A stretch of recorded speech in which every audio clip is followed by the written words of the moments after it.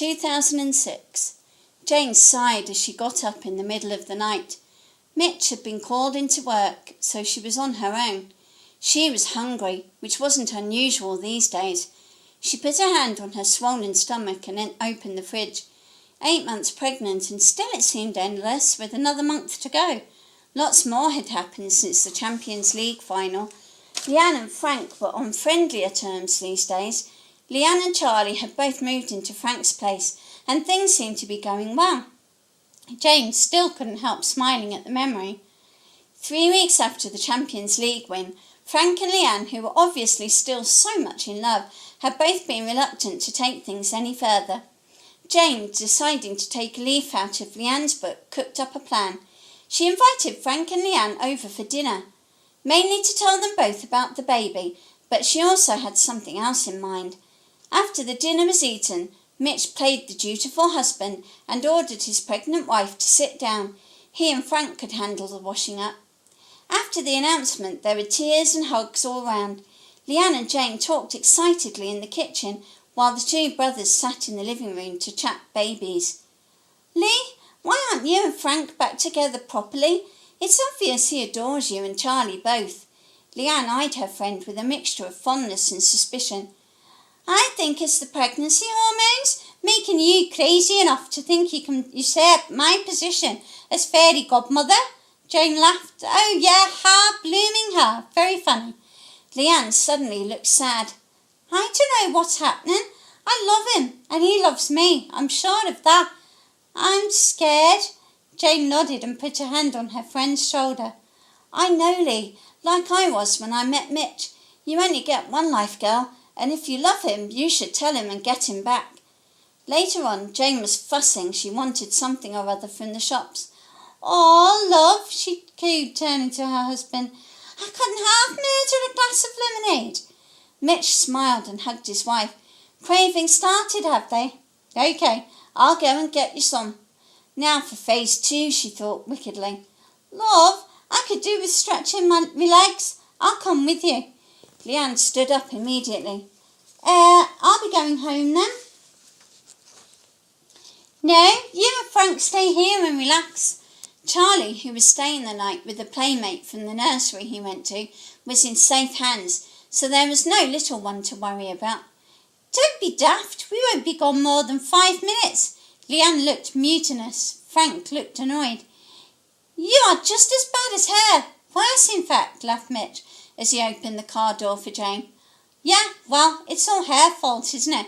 She shouldn't have taught me so well." Mitch threw back his head and laughed. "Aye, aye, the terrible twins. Look out, Liverpool."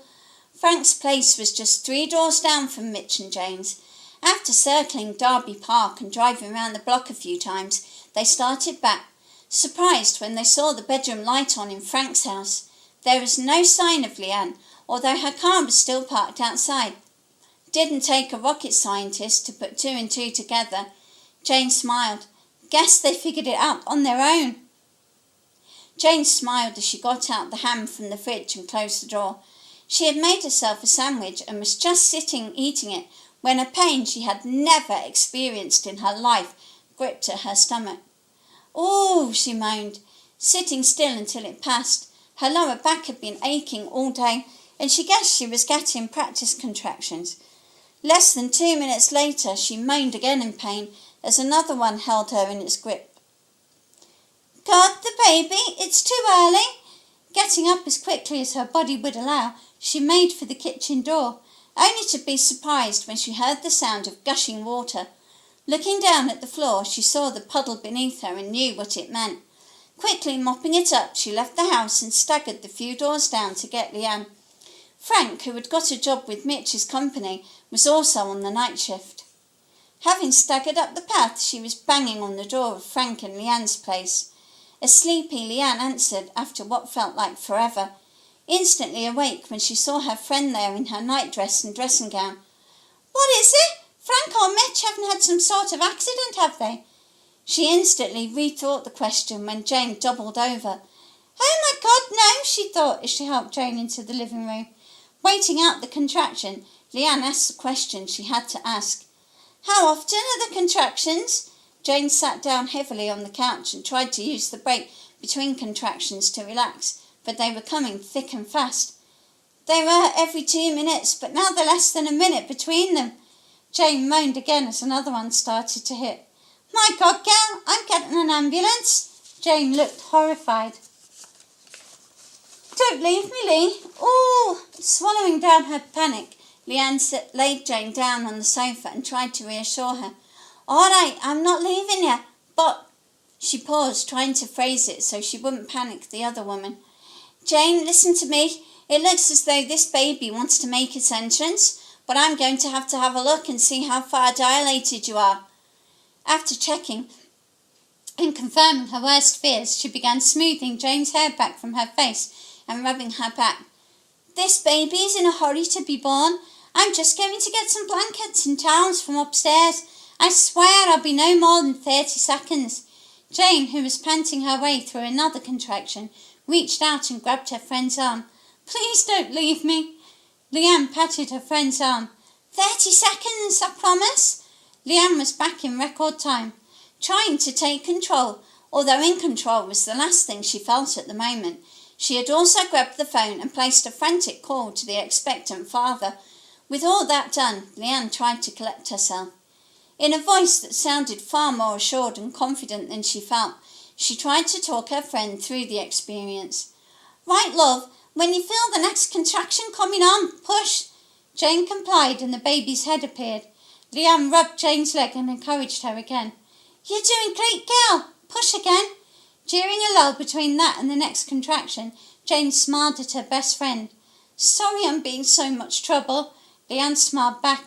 Give over. Don't be soft. Jane's face contorted with pain, and with one last push her baby made its entrance. Jane and Mitch had chosen to wait until the birth to find out the sex of the baby. It's a little boy, said Leanne tearfully as she placed the baby in Jane's arms. The baby was showing how spirited he was by immediately testing his lungs and crying. He looked just like his father, with his dark hair and hazel green eyes already sparkling with life, eager for life's journey to start. Speak of the devil, smiled Jane to herself as Mitch burst through the door, a wild look on his face. Oh my God, were Mitch's first 3 words as he made his way over to his wife and baby. Leanne watched, a smile spreading over her face at the scene before her. The dark-haired man kissed his wife tenderly and held his son. She suddenly felt as if she had been part of something wonderful, not just helping her friend in her time of need. No, she felt part of the whole fabric of life, having been the one who introduced the pair, seemingly a lifetime ago. After all, that was what life was about, wasn't it? Not just existing and scraping by. It was about really living and loving. Leanne silently shed a few happy tears. The sound of a siren wailing outside made Leanne sigh with relief. Thank God.